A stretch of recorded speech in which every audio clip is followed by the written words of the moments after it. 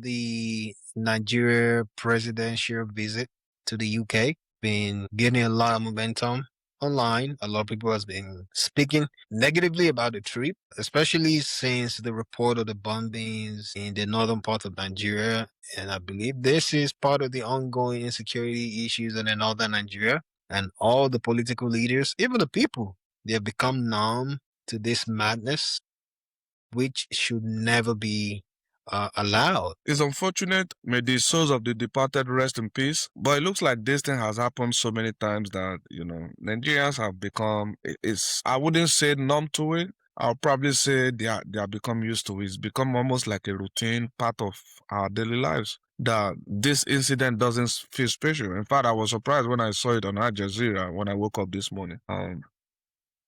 It's unfortunate, though the president put out a tweet. He condemned it, moved some security personnel to the affected area, but I think that would be about it. Nothing else. I don't think anything else will come out from that.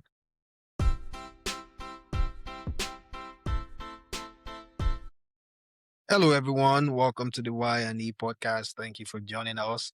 And if you haven't subscribed, please make sure you hit the subscribe button, like, share, and engage with us in the comment section. So we're talking about the Nigeria presidential visit to the UK, and it's been gaining a lot of momentum online. A lot of people has been speaking negatively about the trip, especially since the report of the bombings in the northern part of Nigeria. And I believe this is part of the ongoing insecurity issues in the northern Nigeria. And all the political leaders, even the people, they have become numb to this madness, which should never be allowed. But over the years, Nigeria has experienced several of these insurgencies, insecurity like this, and it's no longer a big deal. So the president still had to move on with his plan like nothing happened, other than just putting out a statement to condemn it and, the usual message.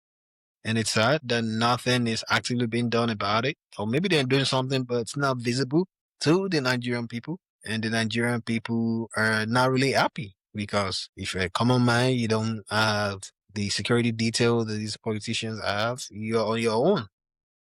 What do you think? Yeah. It's unfortunate. May the souls of the departed rest in peace. But it looks like this thing has happened so many times that, Nigerians have become, I wouldn't say numb to it. I'll probably say they are become used to it. It's become almost like a routine part of our daily lives. That this incident doesn't feel special. In fact, I was surprised when I saw it on Al Jazeera when I woke up this morning.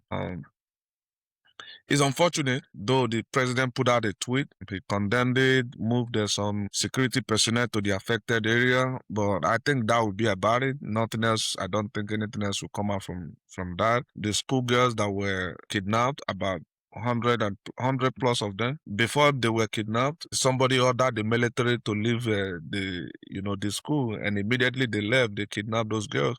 Till today, we don't know who ordered the military out of that place. So it's a big problem. It's a problem. But like we said, we were talking about before we came online. In this case, I don't know what Tinubu would have done or what the presidency would have done, because visits like this or meetings like this, I want to believe that it's been they've been working on this meeting, trying to, work out the details of this meeting, not just today, not even within last week, not just 1 month, probably since his presidency started. So I'm not exactly sure if he's supposed to cancel the meeting, but then it looks like the Nigerian government needs to pay more attention to the insecurity that is ongoing in the country. I understand that it's election period this time, or they always amplify or they always double their activities. So, but I think they should move more resources to security, whether it's human resources and financial resources. I think they should allocate more, or people should do more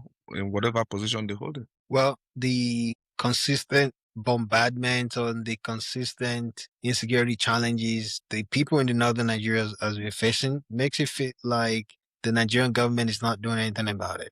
We shouldn't see an uptick in the number of incidents that is happening in the northern part of the country. We shouldn't see increases in all these insecurity issues. daily errand of kidnapping reports, Fulani herdsmen attacks. It's daily. And if you ask an average Nigerian, they will tell you nothing has changed. Nothing will change. And it feels like Nigeria is running on autopilot. And this autopilot is not even working. It's like a plane that is in turbulence and it's still running on autopilot and nothing is moving. The people inside the plane are just screaming and the pilot doesn't have a clue on what's going on. I've seen people online bring up the idea of the entourage the president took with him to this trip. Some of these people posted the pictures online. They posted videos, especially the governor of Lagos State. I believe they all traveled together and then they were welcoming the president to another man's land. And it doesn't really look good. I don't know if the advisors for those people were truly advising them on what they should be doing and what they should be putting out there. But I bet you this trip is going to cost the Nigerian taxpayers a lot of money. And this is the government that should be cautious of their spending. They should be spending frugally, and they claim they're billionaires, they're trillionaires before they came into power, right? So they should be using their own resources, even on state visit, because we all know or they claim Nigeria is broke, Nigeria don't have money. But the little bit of money that Nigeria has, guess what they're doing with it? And just having fun with it. And it's not looking good. It's not looking good. The life of an average Nigerian is not really been positively impacted. But we see all these leaders traveling overseas and laughing and just having fun on the Nigerian people. I mean, I don't pay taxes in Nigeria. I don't live in Nigeria, but I have people in Nigeria. My family members do pay taxes, and I feel bad for them that their money is just being wasted and they're not really getting any value for their taxes. Yeah. Definitely Nigerian people are not getting the value for their tax. Really, I don't think they're getting incentive or anything in return for paying taxes in Nigeria. I really do not understand the idea of some of these Western countries, when they want to discuss about your country, make a deal with you about your country, they invite you to their country. I thought it's supposed to be the other way around. If I'm looking for something from you, I should come to you. But the idea that I'm looking for something from you and I'm also asking you to come meet me, it doesn't sit well with me. I think there is this a country, this a president in Africa, I can't remember exactly the country that Trump invited to the White House, and he told Trump that he's not coming. I really like that because from what I'm seeing, it looks like they want to discuss their strategic partnership with Nigeria. Probably they want to look into their relationship and all of those stuff, trade, commerce, and all of those stuff, which will probably 99% or 95% of the time will benefit the United Kingdom. But then again, they're asking our president to come over so that they can discuss about his country. He can make some concession about his country in another man's quote unquote house. And going by the delegation, I think this administration definitely have their priorities are not they, their priorities are not right. I don't think. I think they are more focused on themselves, spending money on themselves. Because I really do not understand or do not know why they need so many number of all of those people, Minister of Culture and Tourism, Akpabio, Senate President and the wife. I'm not exactly sure what the wife is doing with him. Governor of Akwa Ibom State, Umo Eno. You said that you saw Sanwo-Olu. I didn't see him. Dele Alake, Minister of Solid Minerals, I think so. I mean, a whole host of them. I'm not exactly sure. Abike Dabiri, the chairman of NIPCOM, NICOM, I'm not exactly sure why all of those people they flew all of those people from Nigeria to go wait for the president in the UK to welcome him in the UK. They are not even residents of UK. Maybe few of them will be, but I'm almost certain that almost 90% of them are not residents of UK. And it looks like Nigeria is literally the only country that does that. If our president is traveling to Saudi Arabia, for example, they will send delegation from Nigeria to Saudi Arabia to go wait for him. And then they will welcome him. After welcoming him, all of them will come back again to Nigeria. When he's coming back to Nigeria again, regardless of where you stay in Nigeria, you will still come to the airport to welcome him. It's a waste of resources, you know. They are just wasting our time. They are wasting our precious time. They are wasting our precious resources, our scarce and limited resources. I think we should just put an end to that, you know, madness. If it is constitutional, I think it's time for them to repeal that section of the constitution. If it is just a cultural thing, I think it's time to dish it out. We don't need it. We are just wasting our money. And then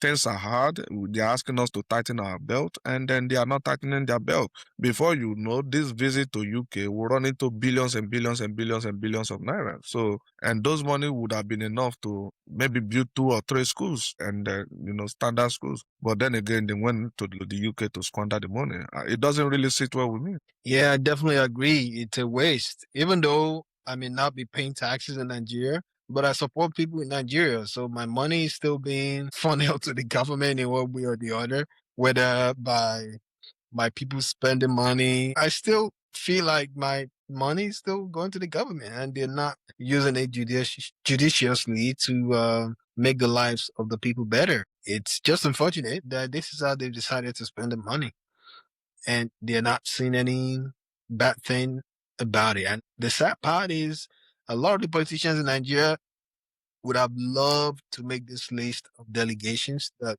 went ahead of the president to welcome him. You know, most people didn't make it. People that made it are probably part of the innermost circle of the president. So a lot of people wouldn't see anything bad with it.